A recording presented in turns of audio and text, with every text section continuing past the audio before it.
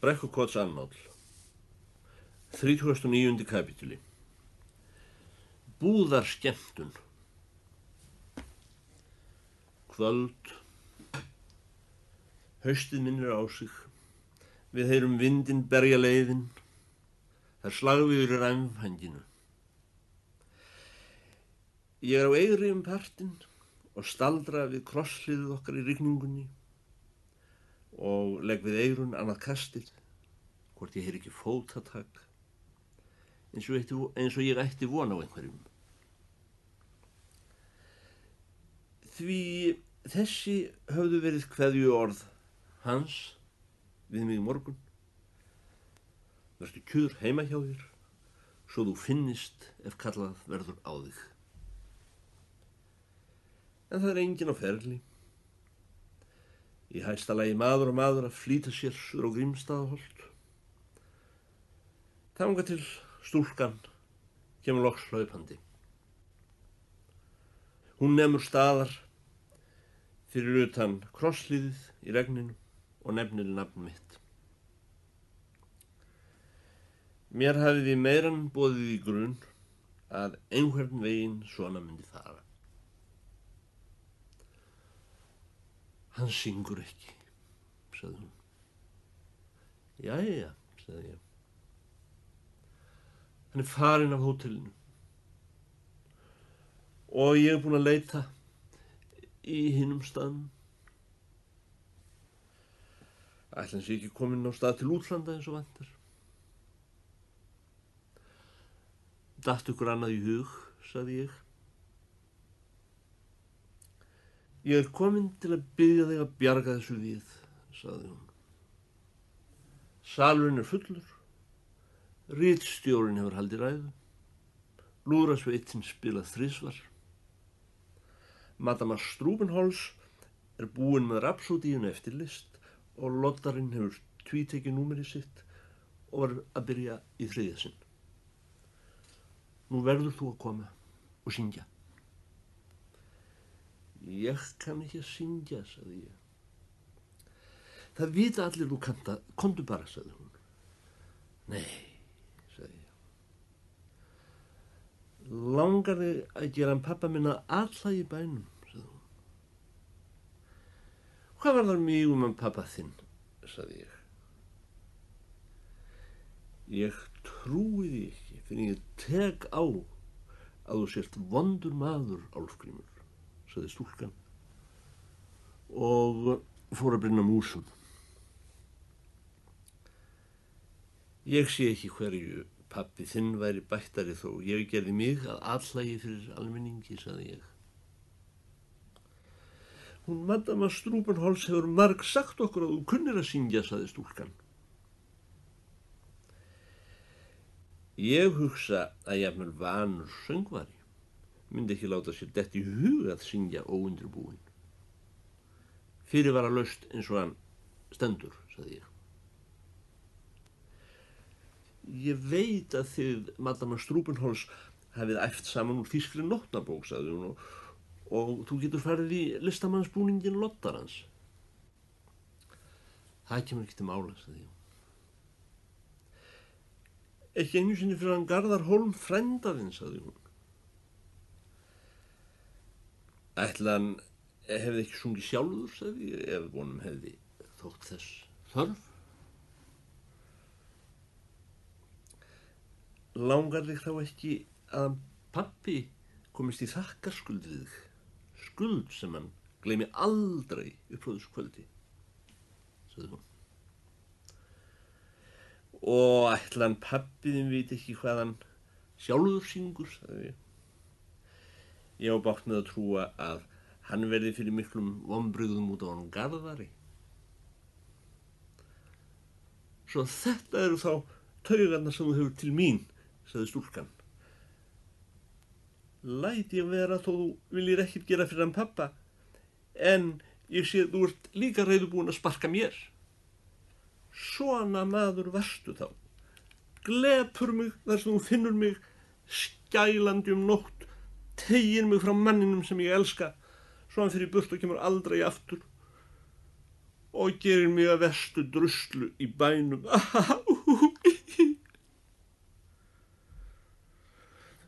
Lúðrasveitin var búin að þríspila Bjarnaborgar marsinn upp til agna. Það stóð heima þegar við komum á bakvið í Gútenflöðarhúsinu. Þá var prófessor Dr. Faustúlus að ljúka við að taka dúfuna upp úr hattinum í þriðja sinn. Loddarinn var samstundis flettur klæðum og ég látinn smjúga í skartið hans. Því þarf ekki að lýsa hvernig lafafrakkin hans fór mér svo ólíkir sem við vorum vöxt, eða flippinn hans, línaður af svita eftir áreinsluna við sjónhverfingarnar. En það skipti öngum togum að þannig upp á ferðum var mér hrundið fram á pallinn og eftir stóð prófessorinn bak við tjöldin á einni saman brókinni með dúfuna og pípuhattinn. Og sú sjónhverfing hafði gerst sem tók út yfir allar aðrar í kvöld. Langa flónið úr Brekkukoti var komin upp á pall sem staðgöngumaður veraldar söngvarans. Madama Struvenholz sest við hljóðfærið. Ég vona að menn ætlist ekki til að ég lýsi hér söng þeim sem nú var hafinn. Þó held ég að ég megi fullyrða að þar var sá söngur framinn sem ekki fordild stýrði. Og að það hafi verið ofarlega í hug mér leið og ég barst fram á pallinn að ég færi ekki erinda mín sjálfs. Þó rödd mín væri varla fædd, né sjálfur ég heldur sem maður, og þó enginn viti hvern skapnað ormurinn fær ef honum tekst nokkru sinni að fljúga úr púpunni, þá var þó trúnaðurinn við Garðar-Hólm engin nýbóla fyrir mér, heldur leynilegt aðal umliðinnar bernsku minnar. Ég söng óskipta þökk mína til handa þessum veraldartenór sem reis fyrir Guðs miskunn yfir bassan okkar í Brekkukoti. Söng af því að ég vissi að söngurinn vottur þess þakklætis sem við skuldum Guði, en ekki af því að ég kynni að syngja. Í þessu hlutverki var ég svo einarður þegar á fyrsta tóninum að hæðnishlátrarnir sem gullu við snertu mig ekki heldur en gólu þýtur fyrir austan fjall. Svo bjargföst var vissa mín það að úr því ég stóð hér og ég hafði alltaf vitað undir niðri að ég mundi verða sá stæði hér, þá stóð ég hér í krafti þeirra hluta sem svo eru hátt ofar mér að ég telst ekki. Rúnin fríden alle seelen. Hvernig sem því veik nú við, þetta litla, stóra fólk, löngu stirðnað upp með beinsterk af að vera holdtekja alls sem rétt og satt í litlum, stórum úthafskaupstað. Laglaust íslenskt heldra fólk og lærdómsmenn á árunum áður en við komumst í mannatölu. Þessi sönglausastur hópur manna einhver sem nokkur staðar hefur samanstaðið á jörðu. Hann fór að hlusta. Eftir fyrsta lagið litu að vísu flestir á landshöfðingjan og síðan á biskupinn. En þó var einstökum maður sem ósjálfrátt gaf sig á vald einhverri frumstæðri samjátun þess sem hafði gerst. Menn fór að bera sig að lyfta upp höndunum til þess að færa þær síðan saman í lófataki. Mér dettur ekki í hug að þar hafi verið klappað fyrir mér og samt menn viðurkenndu sönginn og það allt hent upphafið. Á eftir öðru eða þriðja laginu klöppuðu báðir, biskupinn og landshöfðinginn, og það hefði samskonar áhrif og auglýsing frá stjórnarvöldunum. Vér getum ekki viðurkennt að vér hlustum á vondan söng, úr því einu sinni búið að bjóða oss á skemmtun og vér erum komnir og sestir, þá sú skemmtun orðin góð samkvæmt skilgreiningu. Síðan klappaði allt fólkið. Það hélt áfram að klappa eftir að þessi fáu lög sem ég kunni voru sungin upp. Ég stóð í leiðslu upp á pallinum og horfði á fólkið klappa, uns einhver gaf mér merki að hypja mig. Og rankaði ekki við mér fyrir en að tjaldabaki þegar prófessor Dr. Faustulus var byrjaður að færa mig úr buxunum sínum.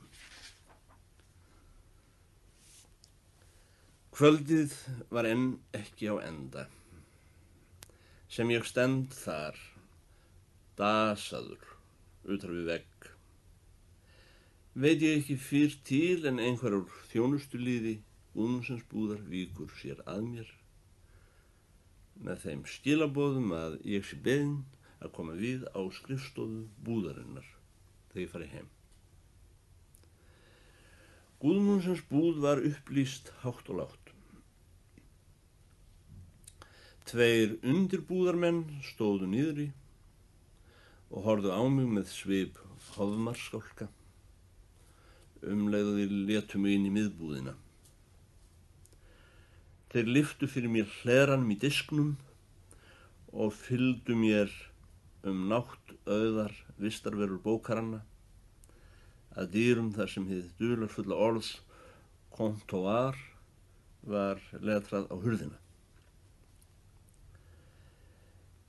Kaupmaður Guðmundsen stóð í skrifstofu sinni skrýtur lafafrakka, heilkakka, orðu og grjóthörðum handstúkum fram á hnúa og hafði lagt yfirfrakka sinn þvers á stólbak.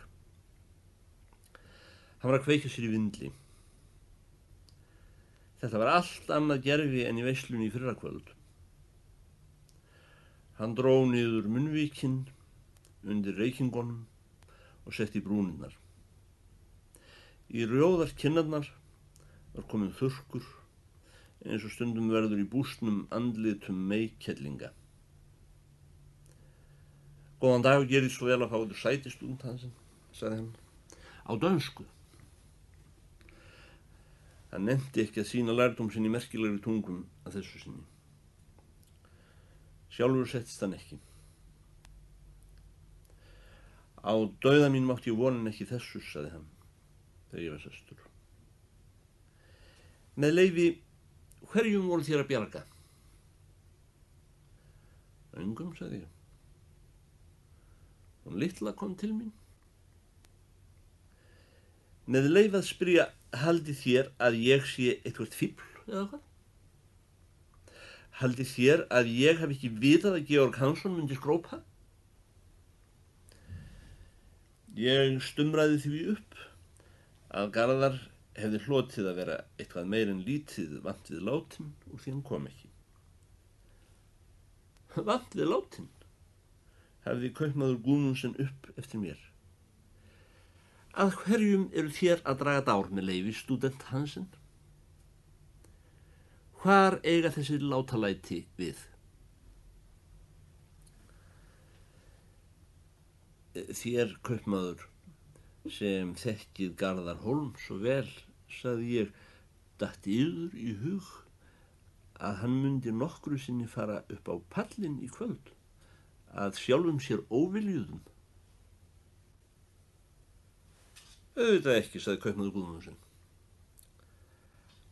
Aftur á móti sagði ég honum að ég myndi láta höfuð sitja hann kringum allan Faxaflóa. Og ef hann reyndi að komast í skip, myndi hann verða handtekinn fyrir svik. Þér hljótið að vita best sjálfur til hvers þér kölluð hann heim, sagði ég. Hvers vegna við kvöllum hann heim, sagði kaupmaður Guðmundsson og gekk fast upp að mér þar sem ég sat. Það skal ég segiður hreinskilnislega, herra stúdent. Úr þér hafið flækt yfir þetta mál. Við kölluðum hann heim af því það var ekki hægt að halda þessu lengur áfram. Við vorum orðnir þreyttir.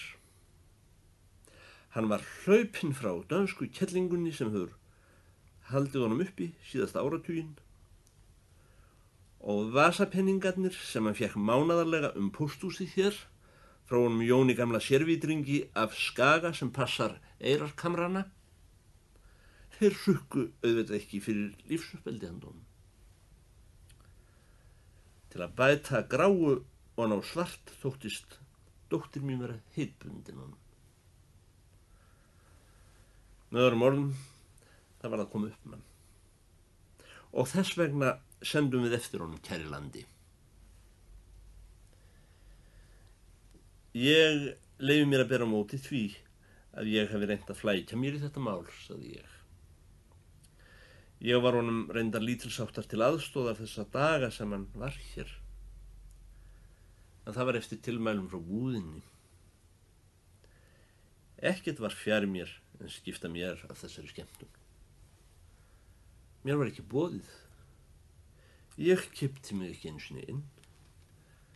Ég satt heima. En ég var sóttur. Ég var sárbeðinn í yðar nafni fyrir Guðs skuld. Ég var dreginn hon í bæ. Mér var ýtt upp á pallinn. Ég skil nú að ég hef látið hafa mig að fífli, orðið fólki mínu til minnkunar og yður til skapraunar. Fyrir frumhlaup og axarskaft verður ekki bætt. Og ég veit það út í bláinn að biðjast velvirðingar þegar maður hefur ekkert sér til málsbóta. Nú að hafa sig á brott og þegja. Og með það ætlaði ég að standa upp. En það var nú einu sinni eðli kaupmanns Guðmundssons þegar honum tókst ekki að selja vöru sína og viðskiptavinurinn fór að setja upp lundasvip. Þá kom upp í honum hinn góðlyndi Dani, léttur í máli og gamansamur, sem alltof lítið til af hér á Íslandi. Jafnvel í þessu alvöru máli brá hann ekki vana sínum. Hann strauk mér upp eftir kinninni með handarbækinu eins og þegar verður að kjassa krakka og rak upp skellihlátur. Poeta cum agricola pugnavit, sagði hann, og var allt í einu komin heilli lexíu lengra í latínubókinni en þegar ég hafði heyrt hann ívitnast síðast. Má ekki bjóður vindil? Ég sagði sem var að ég var í klauði að reykja. Jæja, kæri stúdent, sagði hann, og ekki staupinu heldur. En yður liggur ekkert á. Við höfum að tala svolítið saman. Nú veistu sums í góði hvar ég stend og hvar við stöndum öll. Þú ert sonur hans Björns gamli Brekkukoti eða ert sonur hans? Hann sóma maður, kallinn, þó nú séu allir opnir bátar að verða fyrir bí og fiskikallar út af döðir. Og þó hún litla segið að sé að þér sótfíla og fílafyðurslykt sem vonast til að koma úr aumasta koti sem til á Íslandi. Þá ætla ég nú samt að skrifa hér nokkur orð á blað handa þér upp á reisuna.